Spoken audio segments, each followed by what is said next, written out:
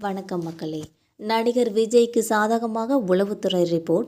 அப்செட்டான அமித்ஷா அவர்கள். டெல்லியில் நடந்தது என்னென்ற தகவலை பற்றி இந்த வீடியோவில் ரொம்ப விரிவான ஒரு தொகுப்பாக பார்க்கலாம் வாங்க. தமிழ்நாட்டில் சட்டமன்ற தேர்தல் விரைவில் நடைபெற உள்ளது. அதற்கான பணிகளில் அரசியல் கட்சிகள் அனைத்துமே பணியாற்றி வருகின்றன. கடந்த அரை நூற்றாண்டுகளாக திமுக அதிமுக என்ற போட்டி இருந்து வந்த நிலையில் இந்த தேர்தலில் இரு கட்சிகளுக்கும் போட்டியாக களத்தில் குதித்திருப்பவர் நடிகர் விஜய் அவர்கள் என்பது குறிப்பிடத்தக்கது. திரைப்பட நடிகராக கோடிக்கணக்கான ரசிகர்களை உருவாக்கி கொண்ட நடிகர் விஜய்க்கு பலமாக அவரது ரசிகர்கள் பலமே உள்ளது என்பது குறிப்பிடத்தக்கது. செல்லும் இடமெல்லாம் திமுக மற்றும் தாவேகா இடையேதான் போட்டி என்று மீண்டும் மீண்டும் கூறி வருகின்றனர்.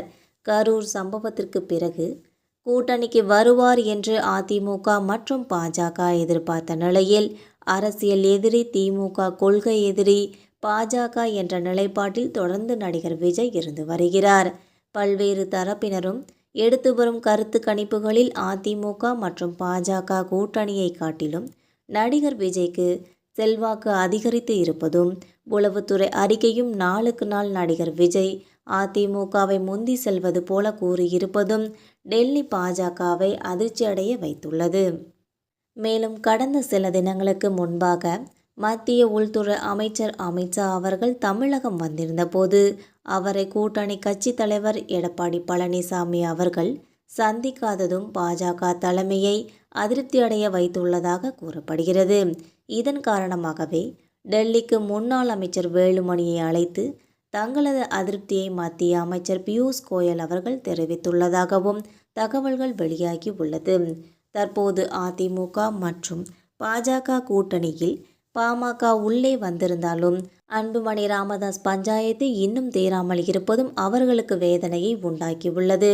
விஜய் பெரிய அளவு அரசியல் செயல்பாட்டில் ஈடுபடாமல் இருந்து வந்தாலும் ஜனநாயகன் படத்தின் தணிக்கை சான்றிதழ் விவகாரத்தில் நேற்று முன்தினம் வெளியாக வேண்டிய அவரது படம் வெளியாகாமல் போனது விஜய் மீது பல தரப்பினருக்கும் அனுதாபத்தை ஏற்படுத்தியுள்ளது.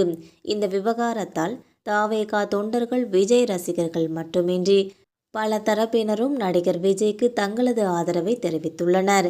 விஜயின் செல்வாக்கு தொடர்ந்து அதிகரித்தால் திமுகவை காட்டிலும் அதிமுக பாஜக கூட்டணிக்கே அது மிகப்பெரிய நெருக்கடியை ஏற்படுத்தும் என்றும் கூறப்படுகிறது.